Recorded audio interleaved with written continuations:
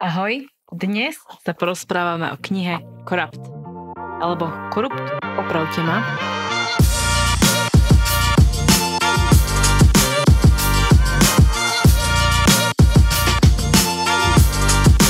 Je to prvá kniha zo série Diablova noc. Autorka je Penelope Douglas. Je to veľmi známa autorka erotických dark romancí. A túto knihu vydalo vydavateľstvo Pandora. Povedala som si, že tento môj YouTube trošku osviežime a budeme sa baviť aj o knihách, pretože prečo nie? Ja som začala čítať takéto podobné knihy takého erotického žánru asi pred 10 rokmi, dajme tomu. Už som bola vydatá. Manžel dostal nápad, ako ma odblokovať týmto smerom, aby som bola trošku viac živšia. A myslím, že sa mu to podarilo. Toto je také naše knižné porno. Ináč to neviem nazvať. A toto je toho absolútnym príkladom. Táto kniha je doslova porno. Ja som medzi tým čítala už rôzne žánre. Mám rada aj fantasy knihy, ale musí tam byť aj romantika samozrejme, lebo mne to už proste chýba. Takže aby som vám niečo povedala aj o tejto knihe. Hlavná postava je Erika a Michael. Sú tam ďalšie veľmi zaujímavé postavy, ale oni sú akože tá hlavná dvojica. Erika má za sebou fakt ako takú zvláštnu minulosť. Zomrel jej otec, mama pije. Michaelová rodina sa o ňu tak ako keby ujala.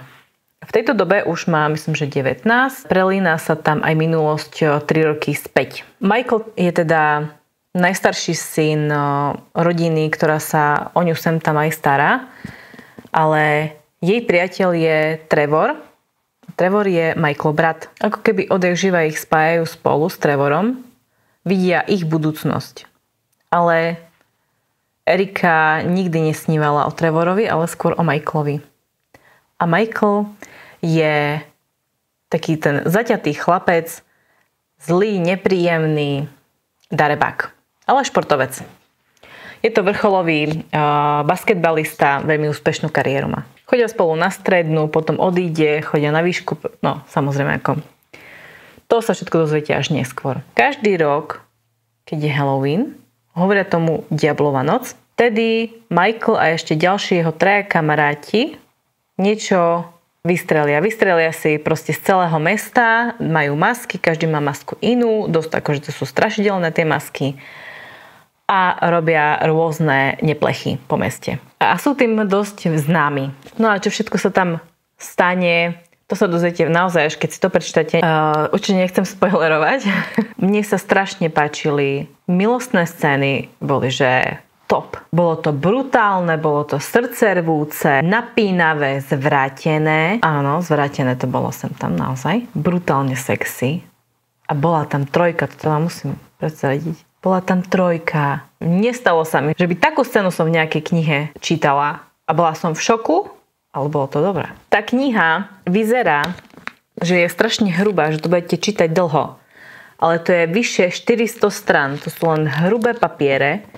Máte to raz, dva prečítané. Ak ste nikdy taký žáner nečítali, dark romance, absolútne sa toho nebojte. Je to vždycky o zlých chlapcoch, ktorí sa premenia na dobrých. Je to naša predstava o tom, ako by mal asi chlap fungovať. Je to podobné aj s mojím mužom. Ja som ho neznášala na strednej. Teraz môžem povedať, že takmer žiadnu moju kamarátku on nemá rád, ani on jeho. Je protivný ku každému, okrem mňa. A takto to býva aj v tých knihách. Sú to proste darebáci a niečo na nich je príťažlivé. Ale napríklad tá Erika, ja sa čudujem, že dokázala, je to postava, odpustiť tú krivdu, ktorá jej bola spôsobená.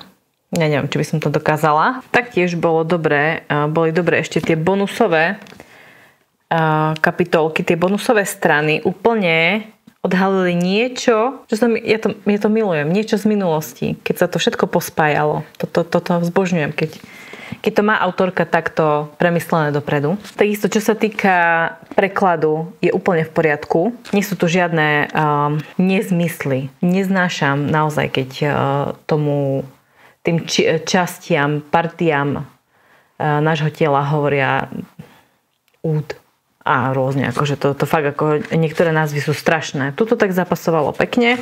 Sem tam si aj zahrešili a tiež to tam zapasovalo. Takisto sa mi páčilo, že tá Erika nebola úplne také, že neviniatko. Bola to tiež taká potvora. A to je fajn. Chlapi si nezaslúžia dobré ženy. Proste chlap si zaslúži také správanie, ako sa správa on. Takže on bol sviňa a ona bola potvora. A to proste sedelo k sebe. Tiež by ma zaujímalo, či by sme tak čítali knihy o chudobných chlapcoch. Vždy je ten chlap zazobaný. Za každým.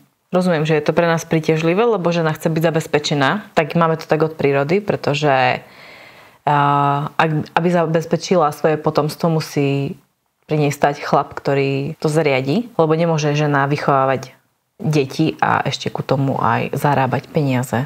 Rozumieme. No ale na druhej strane, čítali by sme o nejakých chudákoch? Bolo by to pre nás príťažlivé? Toto ma naozaj zaujíma. Neviem. Trebalo by to vyskúšať. Naozaj nemám čo vytknúť tejto knihe. Milujem ju. Prečítam si ju znova, keď budem mať slabú chvíľku. Chcem od autorky viacej kníh.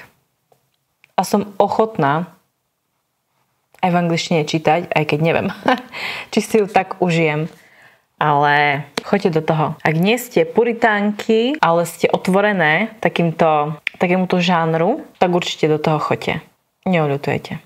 Každý jeden ďalší diel bude o tom konkrétnom chalanovi. Čiže prvý bol o Michaelovi, ďalšie diely budú o Kajovi, Willovi a Damonovi. Strašne ma to zaujíma.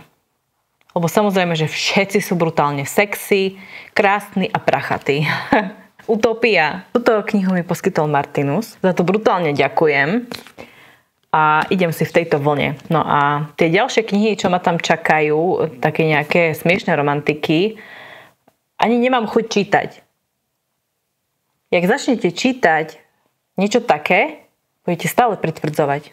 Hunting Adeline ma brutálne vtedy šokovala a teraz chcem už viac.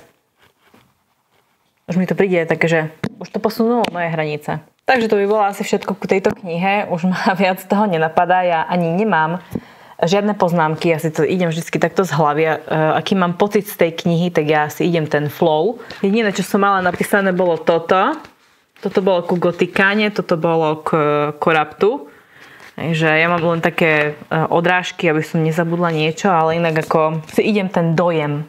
A včera som večer ju dočítala. Tým, že ten koniec som si už nechala asi 2 alebo 3 dní. Mňa by zaujímalo, či by vás tento koncept takýchto videí na YouTube bavil a ak áno, tak ja budem pre vás natáčať ďalej. Ahoj!